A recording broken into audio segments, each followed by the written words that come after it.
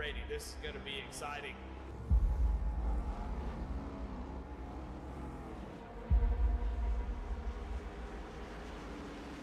Here they got career starts up to go. Green flag is out. Underway.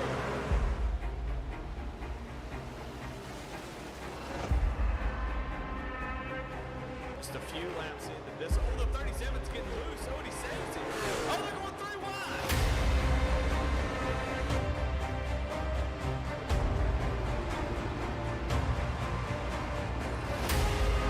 We've got a 5-way fight for the win of this race coming to 4 laps to go.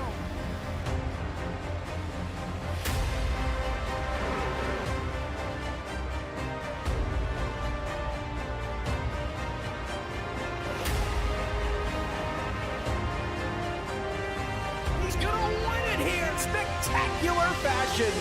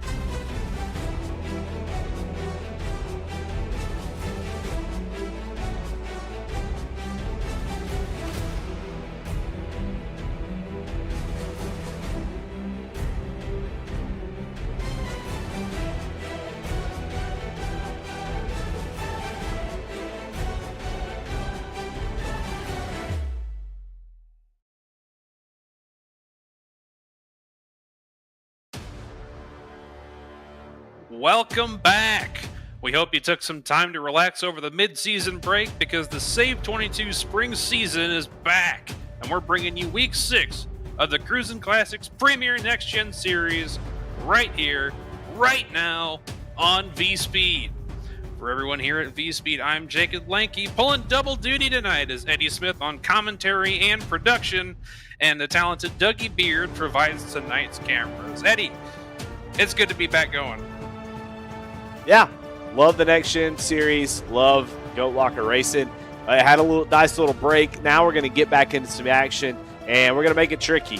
Just like the screen says, what turn 4? We're going to go to the tricky triangle, and I think it's going to require a lot of finesse.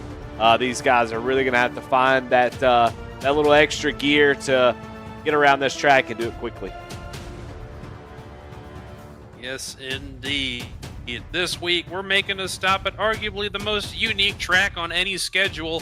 Nestled in the heart of the Pocono Mountains, Long Pond, Pennsylvania is the home of Pocono Raceway, a 2.5-mile tri-oval in the most literal sense, with 3 distinct corners modeled after the well-traveled tracks at Trenton, Indianapolis, and the Milwaukee Mile. Knowing how to run all 3 will get you a good result at the Tricky Triangle.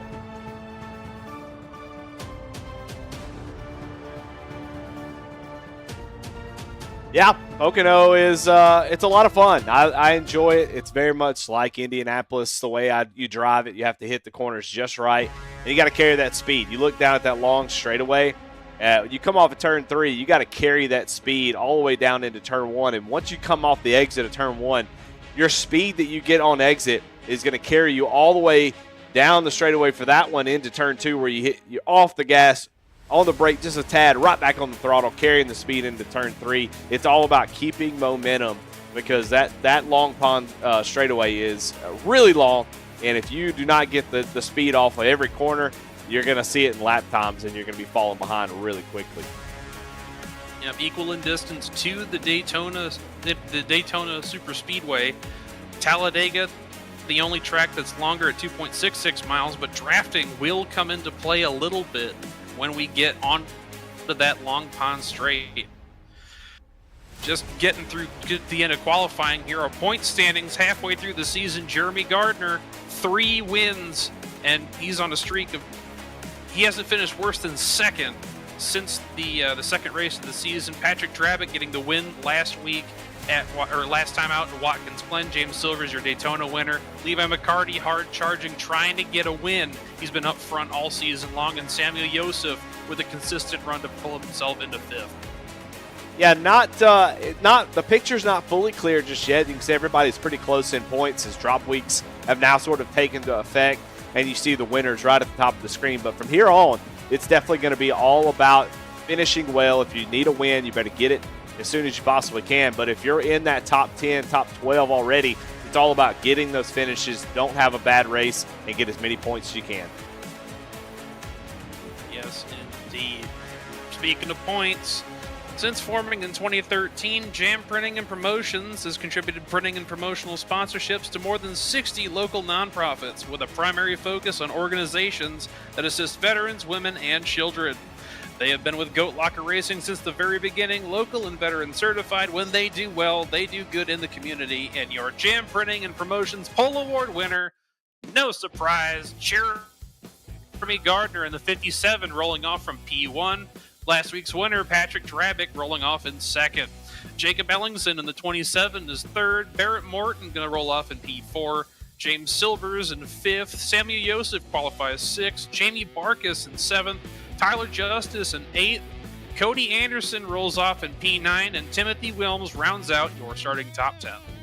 Starting in 11th, it's going to be Jamie Libke with Chance Taylor in the 12th spot. Alex Cruz makes an appearance tonight. He's going to start in that 13th position with Charles Abert in 14th. In 15th, Skylar Daly with James Kaufman, Jim Kaufman in 16th. In 17th is going to be Michael Jones with Brian Provo there on the outside. In 19th, going to be Matt Knights with Chuck Phelps, round out your top 20.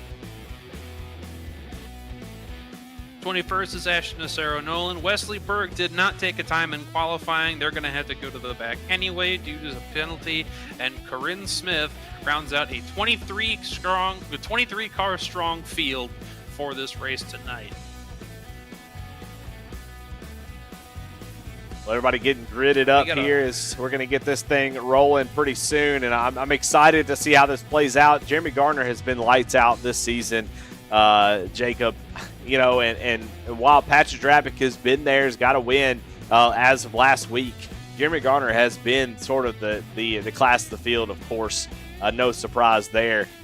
Who do you look for tonight to try to kind of break up that Jeremy Gardner, Patrick Drabick little duo and try to get maybe a win tonight? Well, what we've seen throughout the rest of this season is it's predominantly going to be those two up at the front. We've seen a few runs from Drabick that haven't panned out too well. Gardner has predominantly been up at the front of that field. Honestly, I would have said the driver that I'm thinking of isn't here tonight. His name is slipping my mind for some reason. Levi McCarty is not here, so he would have been the name that I was going to say, but I think we're probably going to see Jacob Ellingson fill that role. Yeah, he's going to start 3rd tonight. Take a look at your race analysis. 45 laps. Doesn't sound like a lot, but these are almost a minute-long laps, 54 seconds. Pit road speed, 55 miles an hour. 4 tire sets available. 2 green-white checkered attempts if we need them. 100% fuel tonight, so those things will be trimmed out with that Premier setup ready to roll. Yes, indeed. Thank you to Premier for providing the setup for tonight. Cameras, Cody Anderson, Chuck Phelps, Charles Abert, and a few others, Jamie Libke, Patrick Drabick, and Samuel Yosef showing their beautiful faces for us tonight as we get ready to pull this field to the green. Yeah, I'm excited. I think this race is one of those where you've got to get it kind of lends itself to long green flag runs. We don't normally see a whole lot of cautions here, so you better get the spots you can on this restart. Make it 3 wide in turn 1 if you need to. Get that track position. You're going to need it. Yes, indeed. Pace car leading the field out of turn 3. The field close behind cuts him loose through the extreme scoring restart zone, and we are rolling. Green flag at Pocono.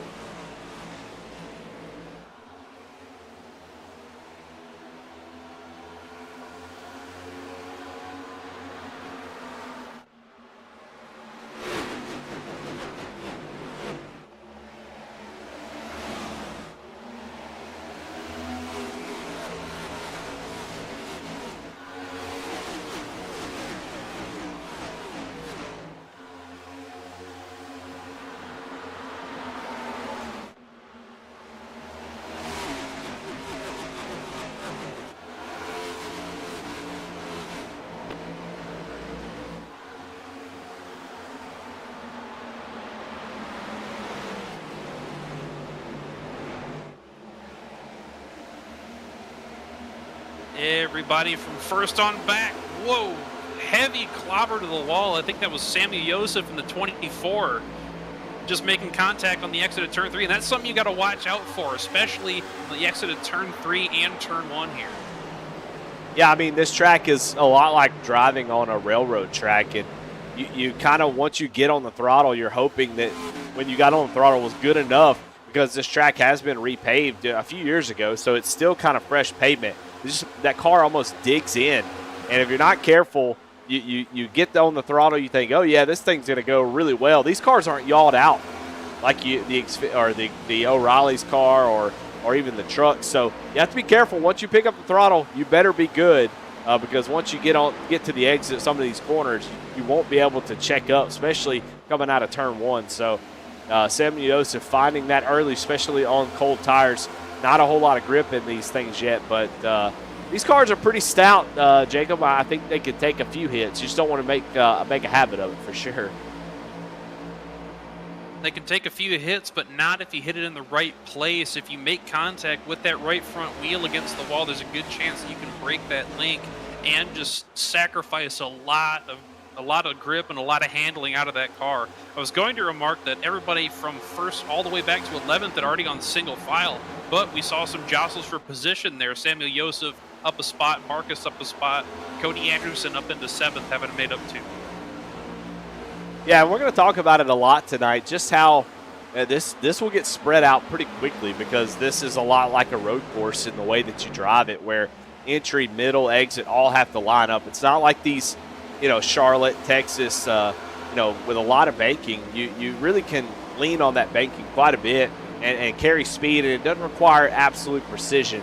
You can kind of make it up in the corner, turn the steering wheel a little bit longer or a little bit more, get on the throttle a little bit harder. But here, it's all about similar to the way Indy is. You drive down to the corner, you have to hit the gas, and you drive off full throttle.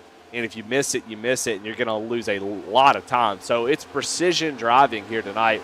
And I think that's why we're seeing Jeremy Garner and Dravik sort of step away. I don't think we'll see tire wear be a huge factor like we do in some races.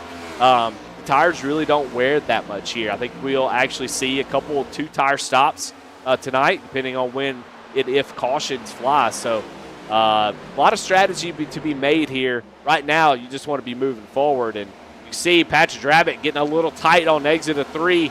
And it's going to lose a little bit of time to Jeremy Garner, who's starting to pull away now 0.2 of a second faster than Dravik last time by. So that clean air paying huge dividends to our pole sitter, Jeremy Garner.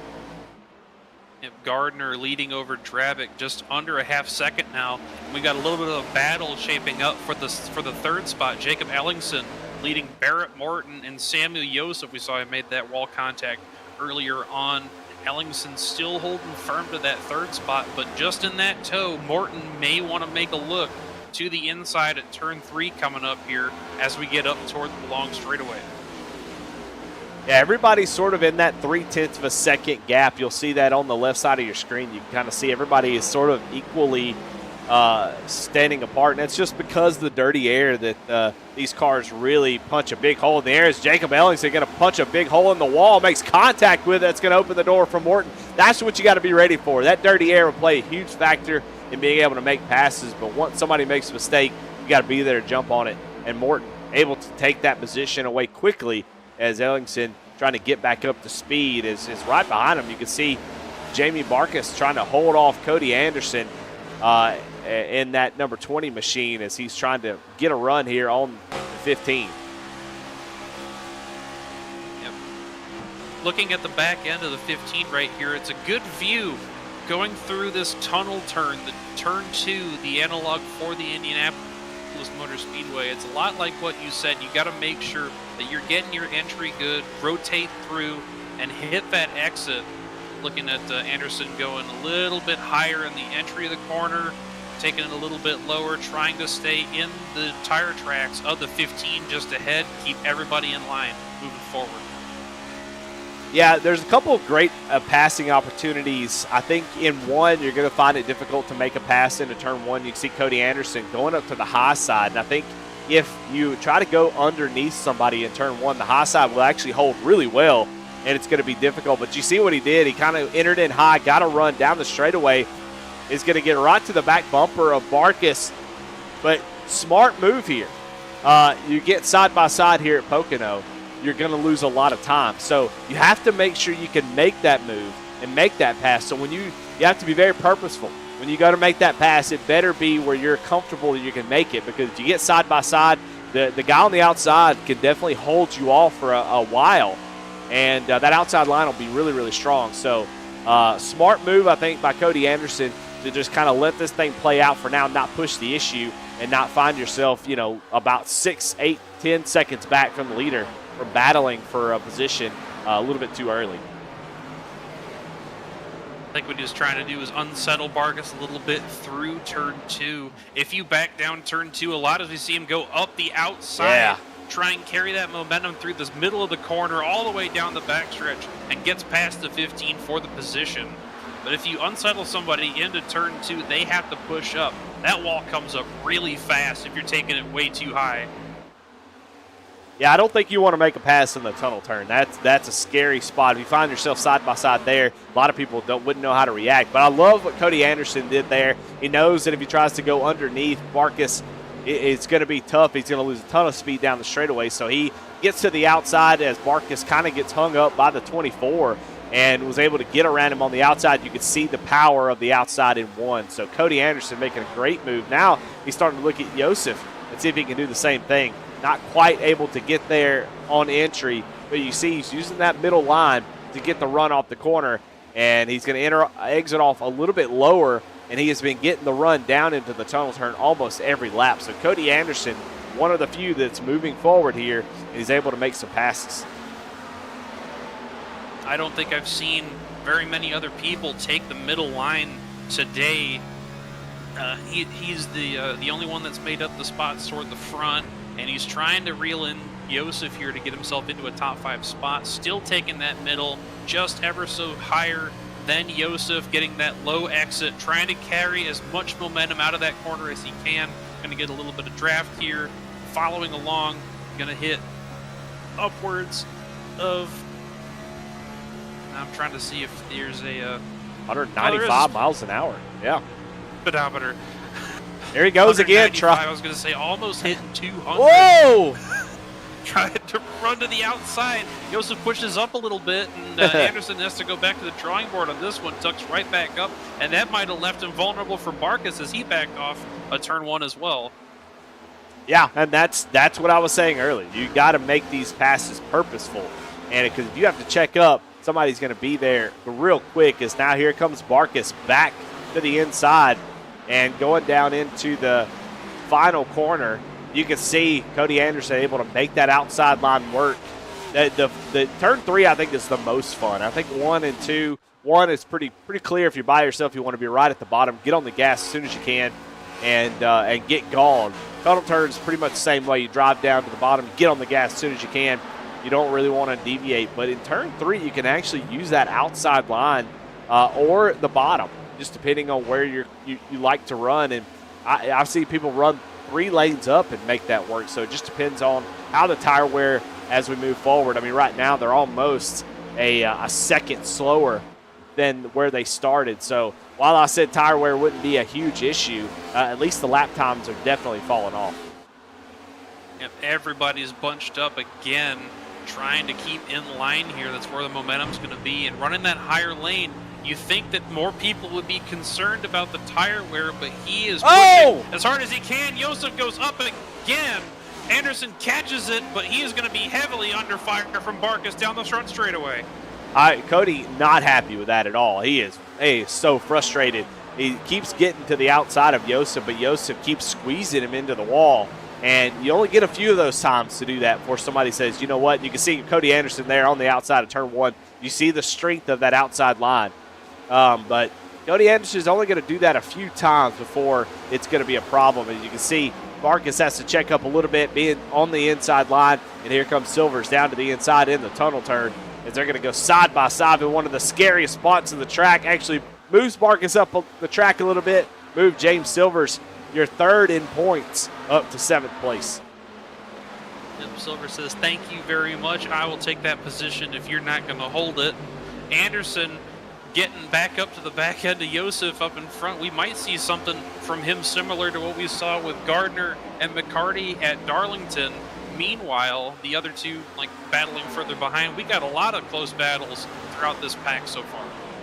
Yeah, we'll take a look at the last lap times here on your deal here, and you can see Patrick Drabick actually about 0.2 of a second faster than Jeremy Garner last time by. We'll see if that continues, but Patrick has been able to bring that gap down from about 1.2 seconds now down to 0.7 here on lap 13. So Garner's either starting to slip away a little bit, or Patrick has been able to get into that draft that's able to pull him in. We'll see.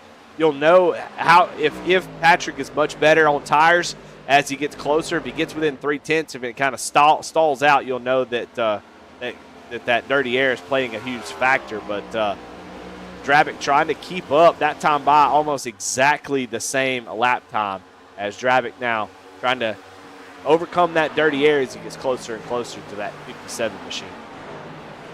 I think Pat's just starting to walk him down a little bit. Gardner not one to deviate from his rhythm too much, and that has helped him to the tune of, I went back through the numbers, and I mentioned this to you before the race. Gardner is on 9 consecutive top 5 finishes from last year into this year. As you know, he won the championship, finished 5th in the first race at Daytona, and hasn't finished worse than 2nd since. We take a look and see Anderson has gotten past Josef. I'm sure he was happy to put the 24 in his rearview mirror, and the 24 might be gunning to get that spot back here soon. Yeah, pretty much everybody except for Barrett Morton inside the top 5 are still running in the 53-second bracket. So a lot of speed still left in these cars. About to fall off about 0.6 at the moment, and seems to be stabilizing there. So tire wear is starting to kind of plateau off, and we're going to see who can just make the best of it here. I don't know exactly when to expect them to come down pit road. 15 laps into a 45-lap race. So you kind of expect them to come right around that, 25, 23 lap range if you're going to try to split it in half. But I think here at Pocono, you really could do whatever you want to do. As you can see somebody getting loose back there. I think that was Jamie Marcus. But I think you kind of have a lot of options because you don't really have a whole lot of cautions. Even if somebody spins out, hits the wall, the iRacing caution flag doesn't really come out really easily here. So I think if you're one of the front runners, I think you want to continue that trend of just staying on the track as long as you possibly can. But if you get out far enough ahead, like Jeremy Garner or somebody up here in the top 10, you can actually pit and not go a lap down. So pit road's really not as complicated as it normally is, Jake, as you see a great battle here as Jacob Ellingson gets around Barrett Morton, but Barrett Morton trying to fight back here on lap 16. Yep, Jake tried to pinch Morton up as hard as he could into turn 1. Morton taking that low line through turn 2. Jake's got to back off a little bit to give him the room to run the bottom line through there. And Cody Anderson is going to try and get 2 birds with 1 stone here, running the same line he has been. Jake goes down to the bottom a little slow. Anderson carrying all that momentum through turn 3, and I think we might be safe to give him P4 here. Yeah, smart move by Anderson, taking advantage of those guys running side by side, able to get a huge run, and gets around Barrett Morton, who seems to be fading a little bit more than anybody else up here in the top 5. So maybe pushed it a little bit too hard, not quite sure. But I tell you who is on the move, that is Cody Anderson. We've talked about him a lot. He's been the one that's made a lot of moves, at least up here inside the top 10, now up to 4th, and continues to push up towards the front. He's 3.7 seconds back from the leader. So if we go green all the way, that's going to be tough to make up no matter how fast you are in the long run. But, we just never know. Caution could come out, and you find yourself up there looking down the barrel of a 57 or 07 and can make something happen. But right now he's looking at the 27, trying to get around him for that 3rd place. You know how difficult Jake is to pass. We saw it with him and Morton. We've seen it all season long. 27 doesn't like giving up spots, and he will fight to keep them as long as he is on all 4 wheels. You see a car a little bit further back there fighting for position, and the 20 is going to continue to take his middle line a little bit higher that time, rolling it out and then pulling it back in to try and round off that corner as much as he can. back in the toe of the 27, trying to get back up there as close as he can, to maybe make a pass into turn 2 like we said. Yeah, I think you just want to get the air on the nose if you can. I mean, turn 2, you can't do that. Turn 1, though, if you can get up high and get some clean air on that nose, get a little bit more downforce, carry speed through that corner, that's exactly what you want to do. And he's been running about half a lane up in turn 3, although this time he's right in the tire tracks of that 27 machine. As Jacob Ellingson, this lap, has been able to kind of scoot away and fight off the 20 for now as it crossed the line. Jacob Ellingson, the fastest car on the track that lap. So Jacob Ellingson's got a little extra in the tank. It looks like his Patrick Drabick had a terrible lap. He was 4/10 off the rest of the top 5, so had to check up somewhere. And all it takes is one little slip up, I got to get out of the gas for just a second, and it makes all the difference in lap time. You just can't afford to make a mistake here. Now he's 1.3 seconds back from Jeremy Garner, as he had gotten to that 0.8 of a second range, and now Garner is nowhere to be found as Patrick Drabick continues to lose time, as he must have had some sort of issue real bad, because he is still struggling. He was probably pushing as hard as he could to keep it within the grasp of the 57. Taking a look at his onboard here, going through the start finish, just pedal to the metal, keeping it down, like upshifts into the into 5th as we get down into turn 1.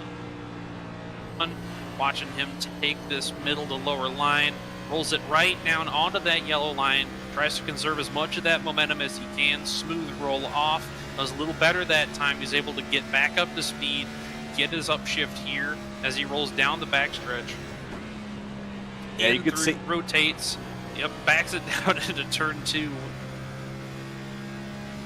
could see him shaking his head. He knew that last lap was not good. He knew, man, I lost a ton of time to that 57 machine, 0.6 of a second slower that last lap. So obviously a major issue for that 07 machine. He's got a lot of work to do if he's going to get back up there. And I'll tell you who's moving. We've talked about Cody Anderson quite a bit, but Wesley Burke started at the back, and here he goes coming down pit road. Wow, coming in really hot is Wesley Burke, and he is not going to get it down in time, and he is going to get a penalty. Too fast entering for Wesley Burke, and that is not how you want to start this race off. That's going to be a 40-second hold for the 04. No, he's actually just going to quit out. Oh, no, he's back. Yeah, I think he's it looked like he might have just been done there because he was fighting. He was up 8 spots at one point. Unfortunately, there he goes. Watching more battles up here. Cody Anderson having been passed by Jake Ellingson, and they both got past Barra Morton. Jake Ellingson still in front, but Anderson, he was scraping the wall there, as we see another car in Anderson, the foreground just take it straight down pit road. That was Patrick Drabick in the 07. Anderson was actually trying to get around. Ellingson was not able to do it and had to get back in line. So he was trying to get around that 27 machine, but it looks like pit stop starting up quickly.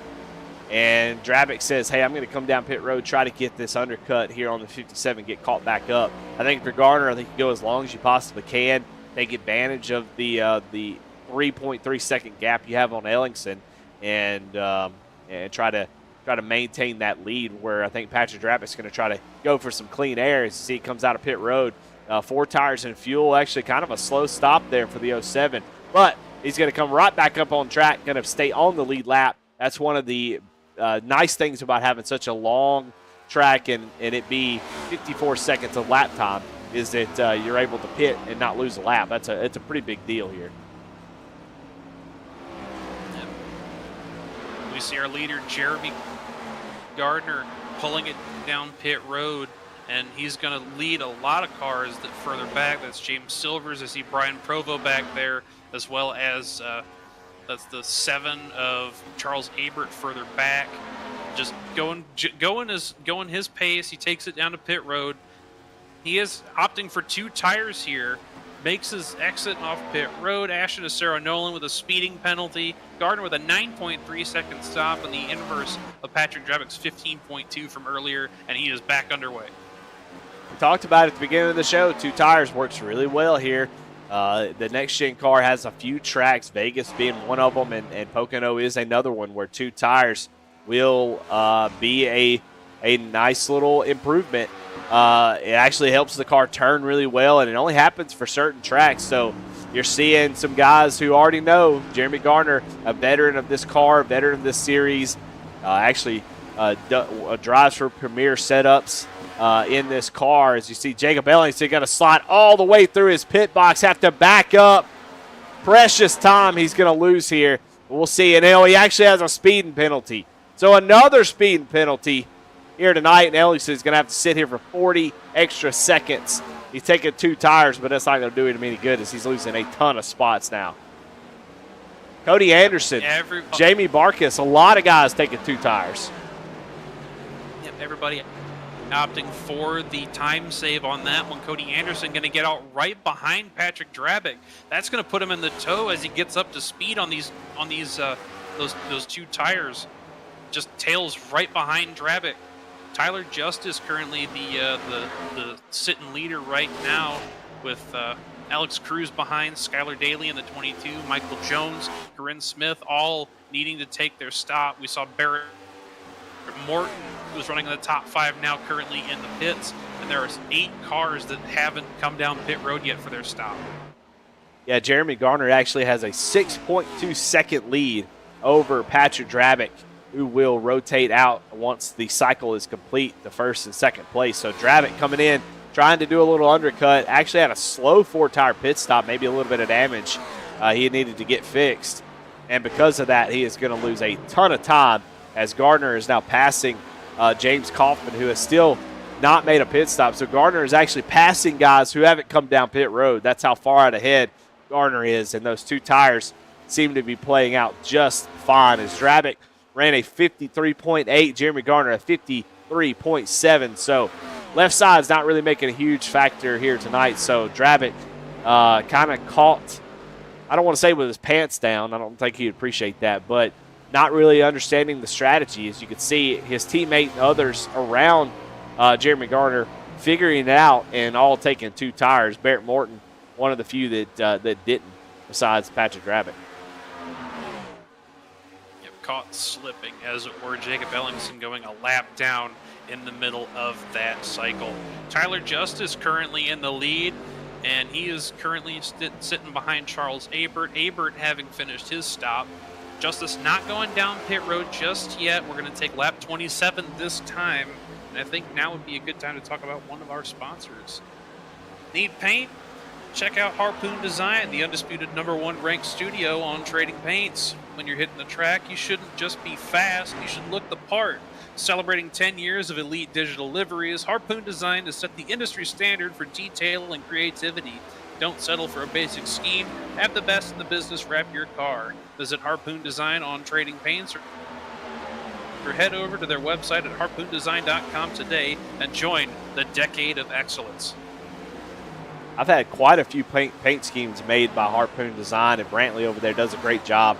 It can be annoying being a painter. People always say, hey, I don't know, make it look good, then you do it, you send it over, and they go, oh, can you change this, can you change that? And I could be one of those people. And I tell you what, Brantley was super nice and super understanding about trying to get the paint scheme exactly the way I wanted it. So it was worth every penny. Every time I got one, it was always fantastic. As you can see, Patrick Drabick getting really loose there with Cody Anderson behind him. Yep, Anderson's still running that line that he has been all raised. Drabick now pushing up to the top. Anderson might try and slip to the inside, pushing up a little bit. Can't tell who got the better exit that time. Anderson still door-to-door with Drabick now as he's starting to pull away, and he's going to have the inside advantage into turn 1. Yeah, Drabick, you can see the difference right there, and you can see he's going to drive in on the door of Cody Anderson, and he's going to have the advantage on the exit if he can keep it all. Oh, my goodness, it's 27. Jacob Ellingson down here at the apron having some sort of issue. Gets back out on track, thought he was goner, but, yeah, the 27 just not having a good race after that speeding penalty.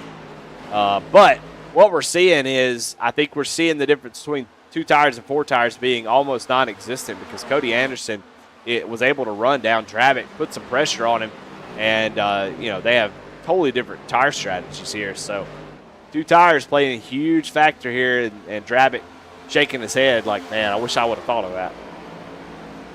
Yep, they're having to take evasive action earlier with the 27 going like he did. James Kaufman now being bypassed by these 2. Kaufman still hasn't come down the pits, and neither have the cars in the top 5. Drabick still trying to run down Jeremy Gardner, a gap of almost 7 seconds between those 2 now. Yeah, 30 laps here on this tank of fuel, and now they're running 54.6s versus Jeremy Garner's 54.2s after 6 laps. So they're definitely off the pace, but a caution right now, and boy, it would change the whole race because Jeremy Garner, Drabick, they would all have to come back down pit road. So right now, Garner just hoping and praying, and everybody that's pitted so far, that there's not a caution, and all of this top 5, Justice, Cruz, Jones, Smith, and Feltz just praying, and even James Kaufman praying that a caution does come out because, man, they would be sitting really, really good coming down pit road, able to keep that track position with only 15 laps to go. This race is going to be over before we know it, Jacob. Yeah, we're 2/3 of the way through this race already with Tyler Justice taking lap 31 at the stripe, trying to get up to Skylar Daly. He's got a tow that's given him a little bit more of an advantage over Alex Cruz down the straightaway. 1.5 seconds back to the second place car. That's Skylar Daly and Charles Aber just in front of him. I'm not sure how long they can go on fuel, but it's got to be close. Chuck Feltz is going to give up the goods, come down pit road. He's going to bring that 75 Save 22 Marine machine down pit road to make his final stop with just under 14 laps to go. Going to slide into his box. Going to reach over, grab something off the side table here. We'll see if he takes 4 tires or just 2. You see the right sides go up, and looks like he is going to take all 4 tires, get him a little bit of extra security out of that 75 machine. So a valiant effort there for Chuck Feltz, but he's going to be behind the 8 ball quite a bit and not that much time to pick it back up. But still waiting on your leader, Tyler Justice, come down pit road. At what point do you pull the trigger? And I think at this point you've already kind of made your bed as far as the way this is going to play. You're going to run this thing until it runs out of fuel for the most part, come down pit road, because coming down before that is just going to put you way down the running order, and you just don't have enough time to make it up, I don't think. If there's anybody in the field that thinks that taking a gamble like this is going to pay off for him eventually, it's Tyler Justice, because we've seen him in position for wins time and time again. Every now and again we'll see him up at the front toward the end of a race. We've seen it in IndyCar, we've seen it in a lot of the other disciplines that we have here in Goat Locker, and it just hasn't panned out for him. He's won a summer race, but he hasn't won a regular season race in Goat Locker yet, and he is constantly, like, he's always wanting to strive to be better, and he's willing to do whatever it takes to get that win. I think he's a great driver. He's fantastic on the road course, and I think he's really fast on the ovals. A lot of bad luck and a lot of, maybe some self-inflicted stuff time and time again. But I think he has made a lot of improvements over the last few seasons, and he definitely finds himself in the top 5, especially the top 10, every single race that he's in. So Tyler Justice is one of those. He's a lot like me. He can definitely be his own worst enemy while he gets frustrated and kind of takes himself out of the race. But if he can keep his head kind of calm and cool, not let other people affect him, he's definitely a race-winning material driver, and he could definitely get it done. So tonight, still just waiting for that caution. I don't think any chance that there's any kind of way they make it on fuel. You don't see him do any kind of fuel saving here. Everything looks like he's running the car full bore for the most part. So I don't think we'll see that, but got to expect him to come down pit road any time here in the next few laps.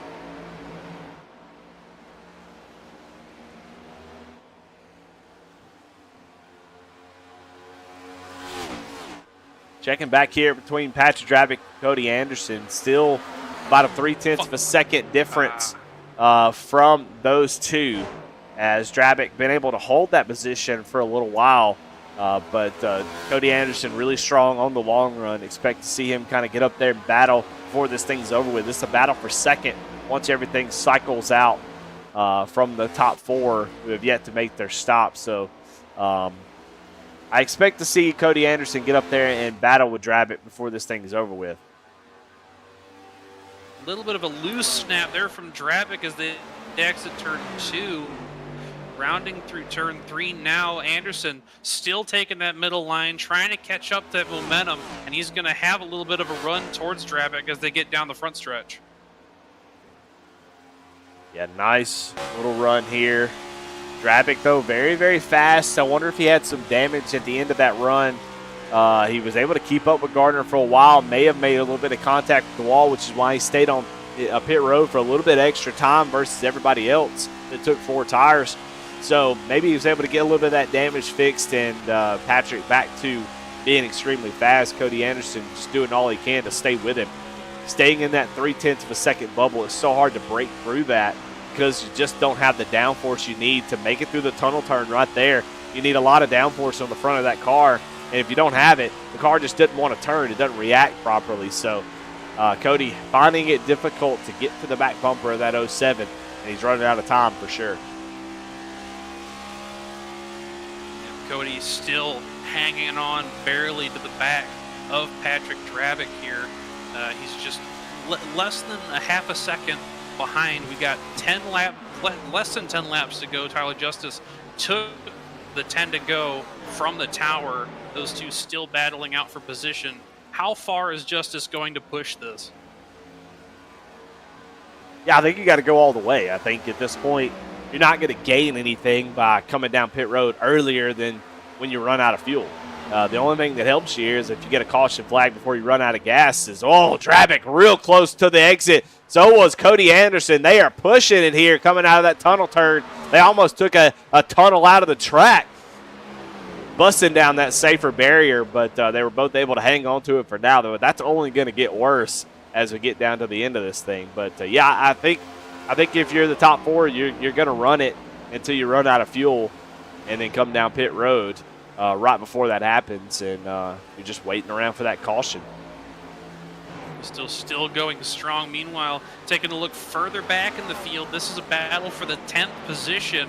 Barrett Morton sitting in that spot right now, but James Silvers, your winner from Daytona, trying to pick it back up to get to the back end of that 9 car, as we are starting to see the leaders come down pit road this time by Tyler Justice, Alex Cruz, Michael Jones staying. Nope, Michael Jones is staying out on track now as well. Corinne Smith still staying out, trying to gamble on this one, and Tyler Justice's hopes may have just gone down. Well, it was a great attempt. I mean, they weren't going to win. They weren't going to win on track, that's for sure. So I like the attempt of trying something different, and it just didn't play out. So cautions are hard to come by at tracks like Darlington, Pocono. They just don't happen, even if somebody spins out. So and it's just not a whole lot of opportunity for someone to get what happens is most of the time people get tight and they hit the wall, but they don't really spin out. So just cautions, banking on a caution at Pocono is a tough ask, but I like it. I like the call. They're going to be really far behind. I mean, I think Tyler Justice is going to come out in 7th. I don't think that's bad at all. It looks like he may have just taken fuel only in that 33 machine. Yep, getting fuel only, putting as much of that run that he took to the advantage as possible. He's going to start trying to chase down Jamie Barkas here as well. Barkas just ahead of him. He's got Samuel Leosif just behind Tyler Justice, able to work out a decent change. He's up 1 spot right now. Corinne Smith did take it down pit road this time. Michael Jones still out on track as we're getting to nitty gritty here.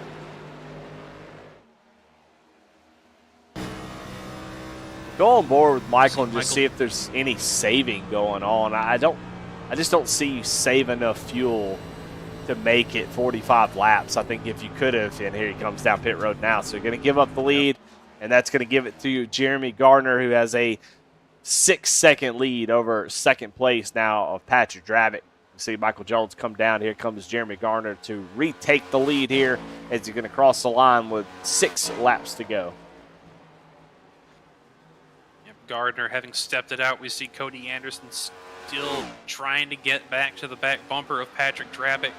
A little over a half a second between those two.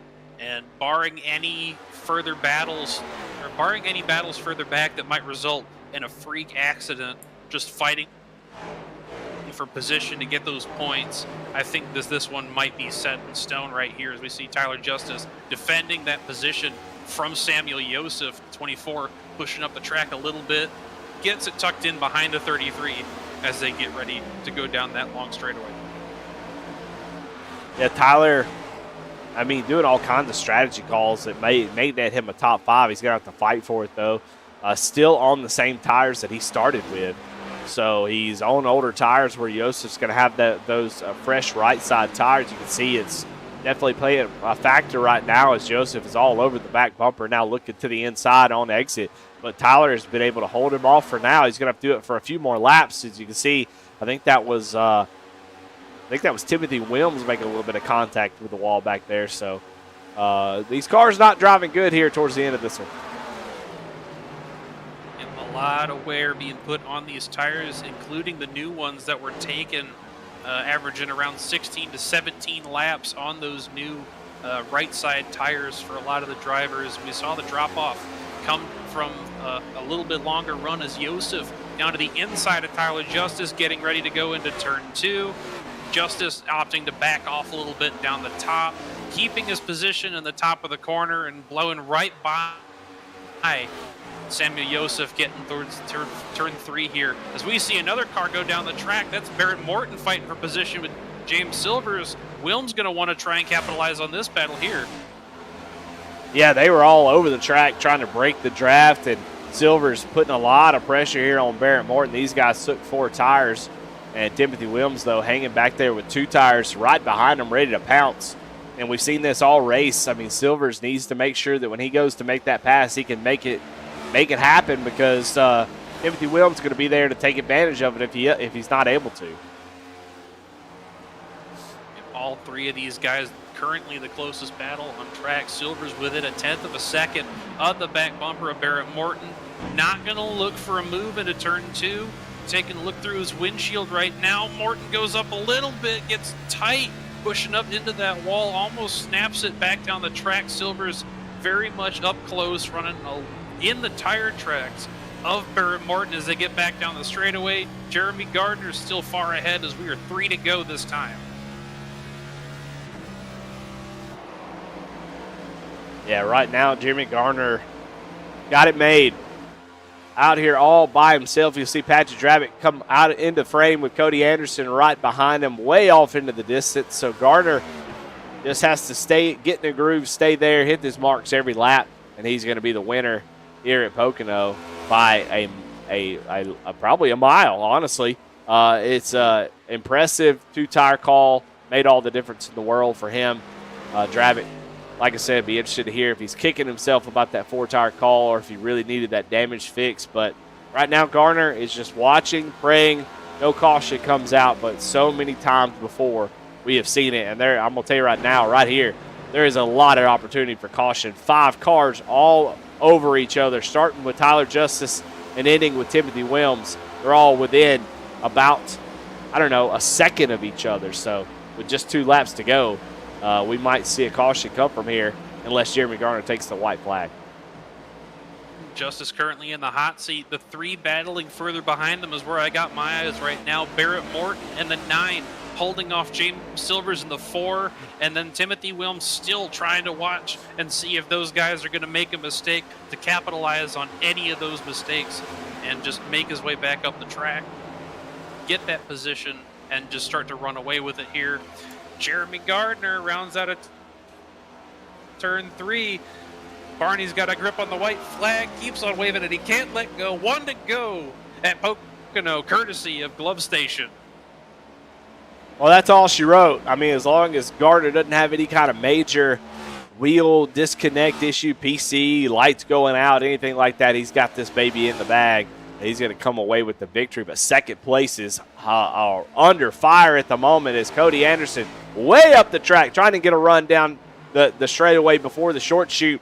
Drabick going to move to make a sort of a blocking move and stop that run. But Cody Anderson all over the back bumper of that 07 as they come down to check the checker flag. Who's going to get it done? Cody Anderson got a nice little run here, and Drabick going to make contact with the wall. Here comes Cody Anderson down to the inside as Jeremy Garner through turn 3. And he is going to take the checkered flag, going to win here at Pocono, but the battle's on for second. Cody Anderson and Patrick Drabick drag race side by side. Who gets it at the line? I think Drabick got his nose ahead just in time to keep that final spot on the podium. Meanwhile, Barrett Morton Samuel Joseph got past Tyler Justice, Barrett Morton as well. Justice falling back to 7th after holding 5th from so long. Silvers and Wilms, Chance Taylor rounding out your top 10. And that was a close finish for that part of the lineup as well. What a great finish for second. 1/1000th of a second was the separation between Patrick Drabick and Cody Anderson. And that one was brewing for a while. So great finish there as they were door banging down the straightaway. But it was for a runner-up finish as Garner able to a decided victory tonight. Just unbelievable strategy calls, unbelievable speed, and it all paid off. Caution free here tonight at Pocono.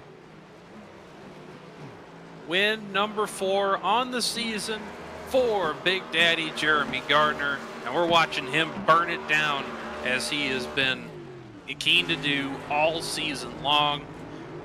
We're going to take a quick commercial break. When we get back, we'll have your unofficial race results and an interview with our podium finishers.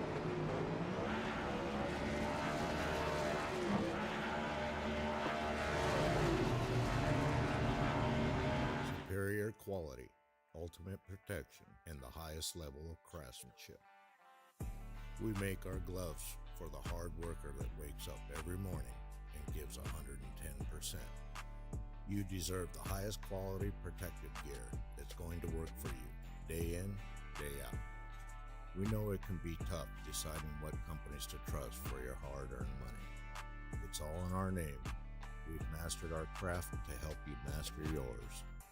We make our gloves rugged, durable, and designed for you. Whatever the job is, we have you covered. We are your glove station.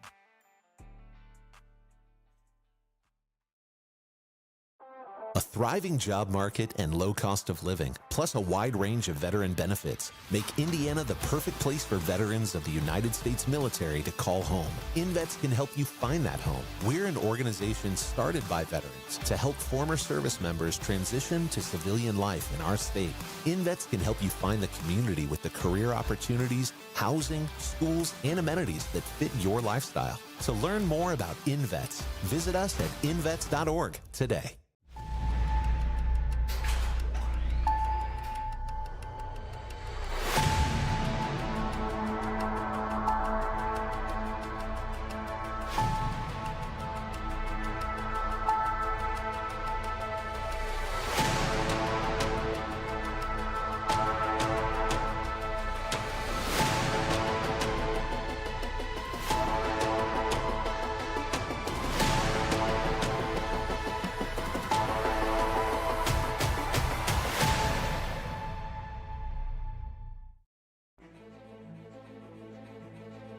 And we're back with the Crusin Classics Premier Next Gen Series from Pocono.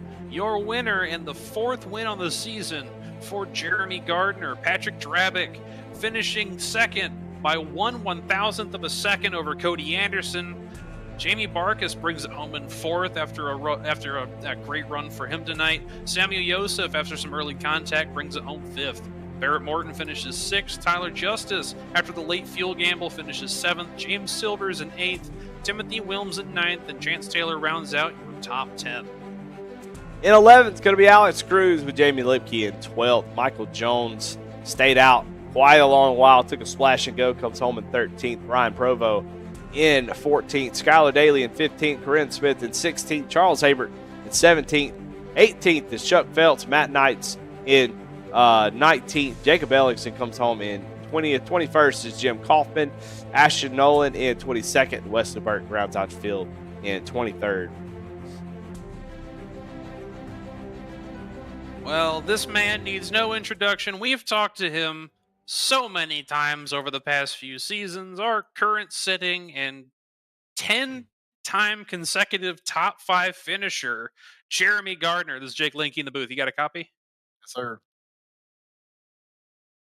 We saw you walk that field like you've been known to do time and time again. Take us through that run that got you the win. Yeah, just trying to be smart out front. Track was, I don't know, it was a little weird in a couple corners tonight. I started getting loose. Turn 3 was, I don't know, it was plowing tight. So I was trying to manage that a lot of the race because I felt like if I tried to push it too hard, it would just go straight to the wall.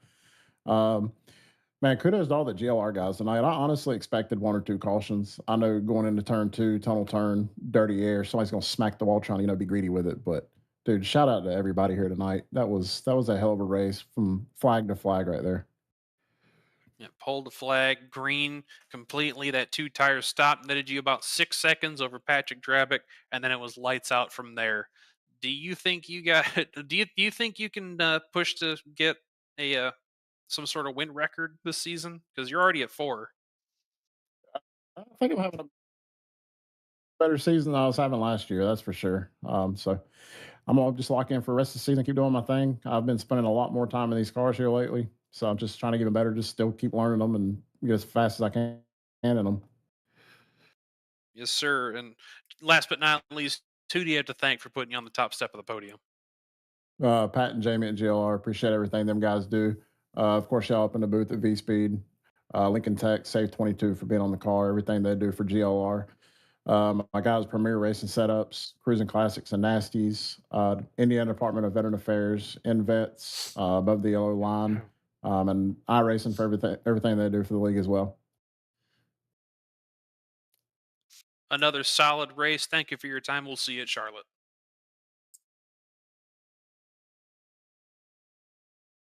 Well, all right. Well, I'm caught up with your second place finisher by 1/1000th of a second. Patrick Drabick, this idiot, and Jake in the booth. Man, what a great race. What a great finish. But we'll get to that in a minute. You started second. Pocono seems like it's always a pretty good track for you, and seemed like that was the case tonight. Is you were able to keep up with Jeremy for a while. Actually started closing in. And then we saw you lose about 6 or 7 tenths in one lap. I'm assuming made a little bit of contact with the wall there. Yeah, absolutely. I brushed up against the wall. And, once you do that at this track, I mean, it kind of kills your next 2 laps because you've lost all that momentum. So it was fun there for a little while for sure, though. Well, you're able to kind of stay in it, and then comes pit stop time. And it seems like you were left out of the loop when it comes to how many tires to take. Now, I know you took a little bit of damage repair, obviously, with that 15-second stop. Were you surprised by the 2-tire call? I was chatting with Jeremy and Cody, after the race. Sometimes I think this next gen car is really silly. To be able to take 2 tires and hold on in a 45 lap race is just that's not planet Earth. That's an iRacing thing, which apparently I don't know about. So, I just called my strategy and took 4 tires, and even thought after that, I'm like, well, he only took 2. I should be able to kind of track him down. No, not at all. So, still good to bring it home in second place. But for the, these other cheaters out here that know the cheat code to the Pocono and the next gen, I mean, congratulations on your fake win.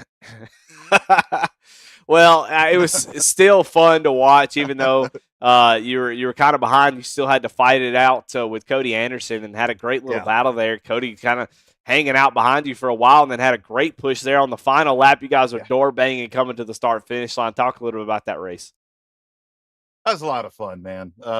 Cody's awesome to race with. And we were having a lot of fun there. When he came out behind me on his 2-tire strategy, I was like, oh, this is going to be pretty fun. And it really was. We kind of traded back and forth a couple different laps, and he'd smack the wall, I'd smack the wall. And I kind of seen him building that run on that last lap. And I'm like, ooh, this is getting ready to be real fun. And I overdrove it a little bit. He got underneath me. And that was a fun drag race to the finish. Yeah, well, you beat him by 1/1000th of a second. That's pretty good. So, congratulations on that second place finish. You were fast all night, even on 4 tires. Your disadvantaged 4 tires, you were still able to hang on for that second place finish. And as always, man, who do you have to thank? Well, a huge congratulations to Jeremy Gardner, man. He was bad fast tonight. Whatever strategy he was going to call, he was pretty bad fast, and Cody.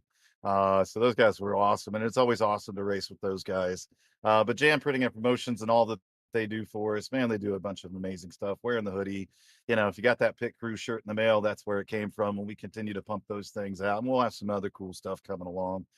Cruising Classics and Nasties have been with us for years, and they're just amazing organizations, and I can't thank them enough for supporting us.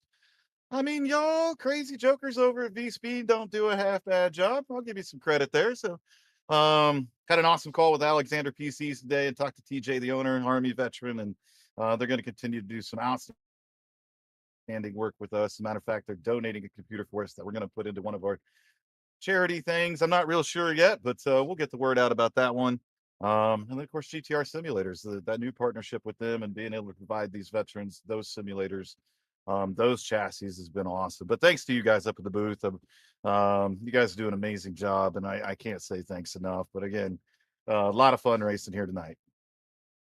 Absolutely. Well, congratulations on the second place, Pat. We'll see you next week. All right. Well, I think Jacob is caught up.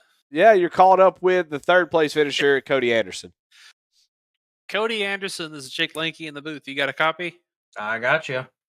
Sir, you were the focal point of this race tonight. We saw you scythe up through the field. You gained 6 positions. Weren't the biggest mover in the race, but you were darn near close to it. And I'm very glad that we get to showcase another beautiful mustache this week here on Goat Locker. Take us through your race. Just like Pocono always goes for me, I cannot figure out how to qualify at this place.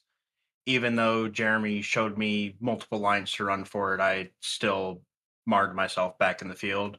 Not as bad as what I normally am, but first few laps, it was pretty much just follow the leader.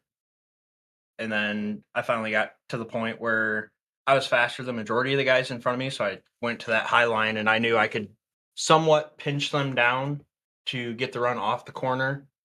And then once we hit that pit stop, Jeremy said that he took 2 tires. I was actually going to do 4, and I think I put 5 gallons of fuel in it, and he said he took 2. He said, I don't think it's going to work. I'm like, well, if you're doing it, I'm going to try it too. Yeah, we saw that pit cycle put you out right behind Patrick Drabick in what shaped up to be an incredible drag race to the finish, side by side, door to door, and one of the closest position finishes we've ever seen. And you came out just barely on the back foot by 1/1000th of a second, and it was an incredible show. And we were very glad to be able to put this broadcast on and showcase how good the drivers in this class. You definitely did not disappoint tonight. Glad I can put on a good show for you guys and everybody watching. Yes, sir. Finally, who do you have to thank for putting you up on the podium tonight? Just want to say thanks to Jeremy and all the guys at Prestige and CSM, InVets, Crusin Classics. I don't have my sponsor reads. It wasn't showing for me. Nasties, Alexander PCs, and unfortunately that's all that I can really remember off the top of my head. Yes, sir. And everybody is very grateful to have the top-notch drivers like yourself in the field. Thank you for your time. We will see you at Charlotte, sir. Thank you. Well, Eddie, what a race.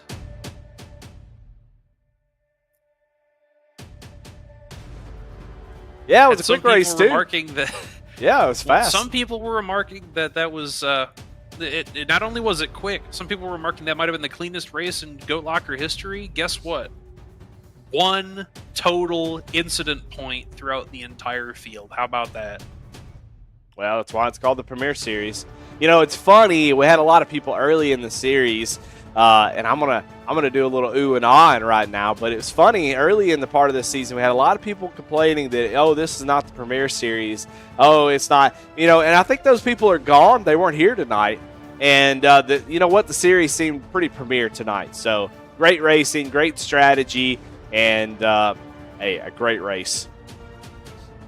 Yes, indeed. It makes me very proud to be able to call these races with you up in the booth, with Ken. Normally he had to be out tonight, but thank you very much for stepping up and filling in that commentary role.